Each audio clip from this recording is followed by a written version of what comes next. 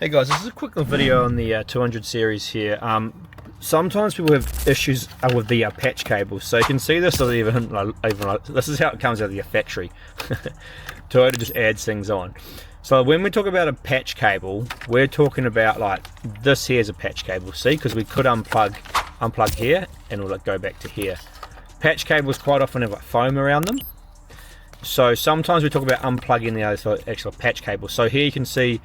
So these two plugs, if we unplug them, we would actually have like these two plugs here. And like this case, on the majority of 200 series, we have to unplug these. So we take these two patch cables off, and that solves the issue we have with a lot of our customers. So that's a reverse trigger, and this is steering wheel controls, and we take them off, and these are still tapped in here. So I'm going to hook everything up to just see, because I actually haven't seen one like this before, which shows you, which is interesting. We'll check this out, but that's just explaining what the other sort of patch cables are and what you have to do normally. So what we'll do is we will take them off, then plug everything in and test it.